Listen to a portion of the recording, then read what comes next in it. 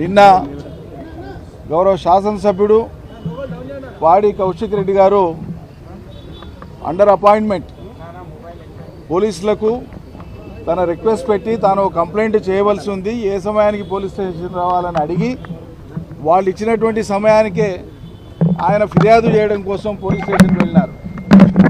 ఆయన ఇవ్వదలసినటువంటి police station complaint తన phone tap అవుతుంది అనేటువంటి విషయాన్ని ఆధారాలతో పాటు ఆయన ఫిర్యాదులో పేర్కొనడానికి సంసిద్ధమై వెళ్ళినారు అక్కడికి. అది తెలిసినటువంటి ప్రభుత్వం పోలీసు ఉన్నతాధికారులకు మరి పరోక్ష సంకేతాలు ఇచ్చిండ్రా ఏం చేసిండ్రా తెలియదు, కానీ అక్కడ పోయే వరకు ఉన్నతాధికారులు లేరు.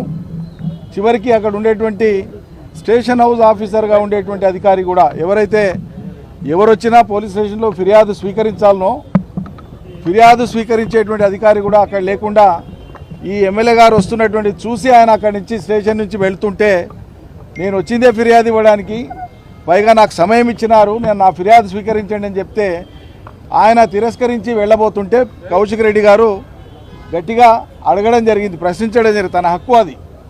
పోలీస్ స్టేషన్లో ఎవరైనా వచ్చి తమకు కావాల్సినటువంటి న్యాయం కోసం ఏదైనా ఫిర్యాదు ఇస్తే స్వీకరించి దాని మీద విచారణ చేయడం పోలీసుల బాధ్యత.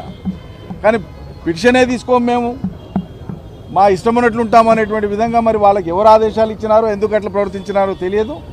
అది జరిగిపోయిన తర్వాత ఈరోజు ఉదయం అదే స్టేషన్ హౌస్ ఆఫీసరు రాఘవేంద్ర అనేటువంటి అధికారి చేత ఆయన మీద ఒత్తిడి తెచ్చి ఒక కంప్లైంట్, ఫాల్స్ కంప్లైంట్ రిజిస్టర్ చేయించినారు.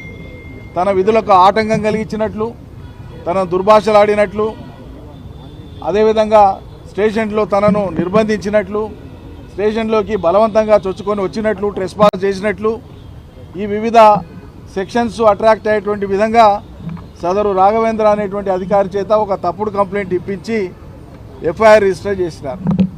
చేసి కౌశిక్ రెడ్డి గారిని ఈరోజు ఉదయం తీసుకొచ్చిన సంగతి రాష్ట్ర ప్రజలందరికీ తెలుసు. పోలీసులు అరెస్ట్ చేసినారు.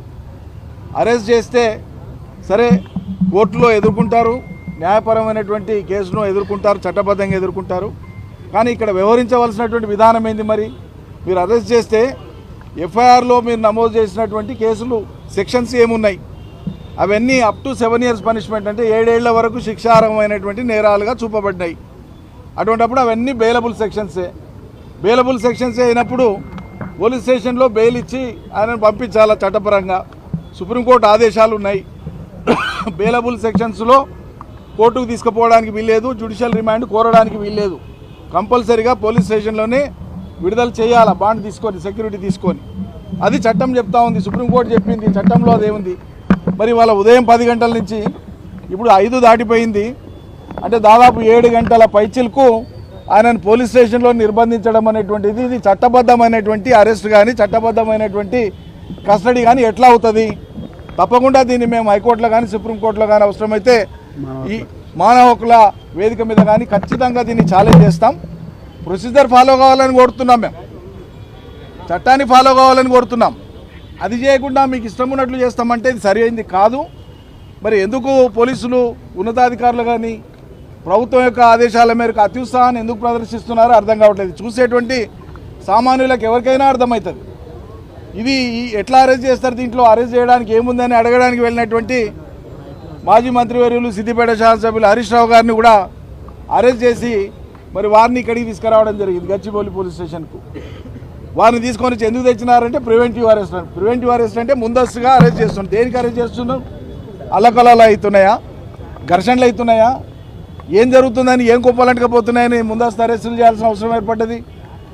ఇది చట్టాన్ని ఇష్టారీతిగా దుర్వినియోగం చేస్తే దానికి పదంతలు రేపు భవిష్యత్తులో ఎవరైనా సరే అనుభవించవలసి వస్తుంది. చట్టపరంగానే మేము వాటన్నిటిని కూడా ఎదుర్కొంటాం.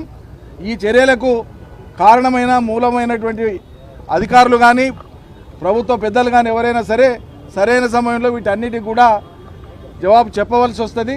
న్యాయస్థానాల ముందు ఖచ్చితంగా వీటన్నిటిని కూడా మేము ప్రశ్నిస్తాం. ఇష్యూ డెఫినెట్గా సీరియస్ అవుతుంది.